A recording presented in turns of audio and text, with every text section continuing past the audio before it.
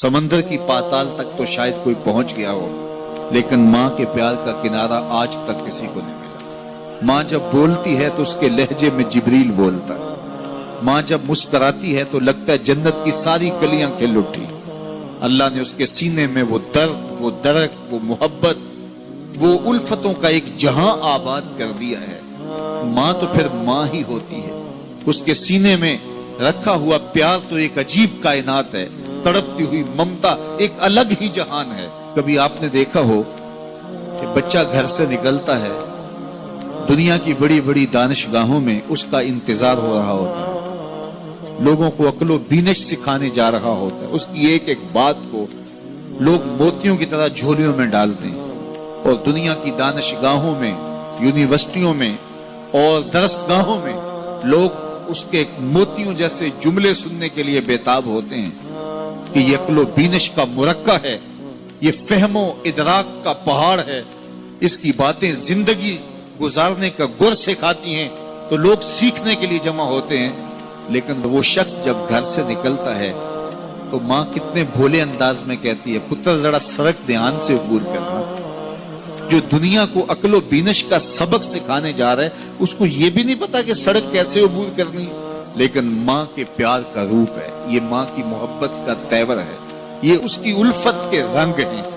और जब तक बच्चा घर पलट नहीं आता, बेटा वापस नहीं पहुंच जाता, माँ के दिल में खटका रहता है और वसवास में रहती है और बेटे के लिए दुआएं मांगती रहती है कि मेरा बेटा खैर से घर पलट आए।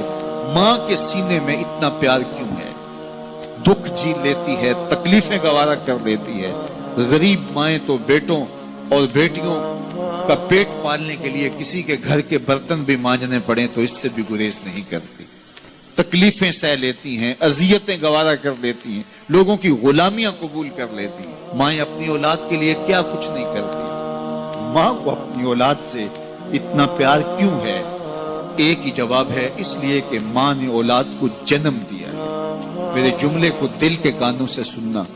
जिस माँ ने जन्म दिया है वो इतना प्यार करती है, तो जिस रब ने खलक किया है वो कितना प्यार करता है। जन्म देने वाली के प्यार का ठिकाना कोई नहीं, तो जो खलक करने वाला है उसके प्यार का अंदाजा कौन कर सकता? तो माँ गवारा नहीं करती कि मेरा बेटा भूखा रहे, तकलीफ में रहे, बेटा भूख में तड़पे, तो माँ बेचैन हो जाती है। तो जो 70 माओं से ज्यादा प्यार करता है, उसने कैसे गवारा कर लिया कि मेरा बंदा भूखा रहे? सहरी का खाना खाया है, कड़कती दोपहर है, बरसती गर्मी है, जुबान पे पिपड़ी जम गई, हलक खुश्क हो गया, खाने के लिए पीने के लिए सब कुछ मुयस्सर है, लेकिन कहा नहीं एक घूंट भी नहीं लेना।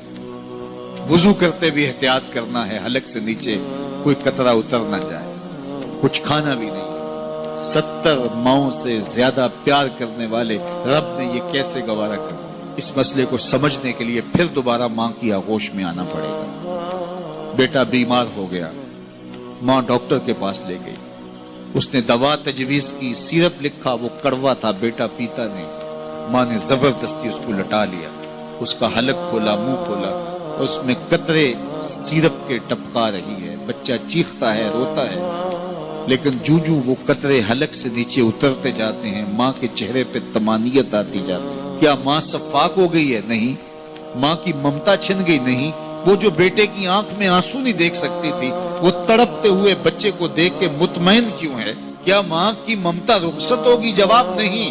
तो फिर क्यों माँ इतनी खुश है? कहा बेटा नहीं जानता, माँ जानती है।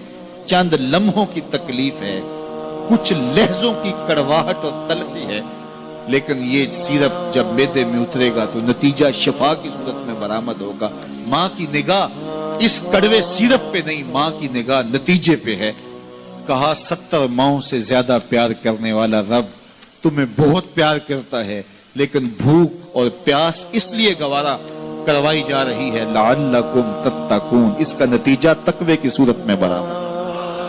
तुम्हें इत्तिका की दौलत मिलेगी, तुम तकवे का नूर पालोगे। इसलिए महीना एक मौका है, एक फुर्सत है।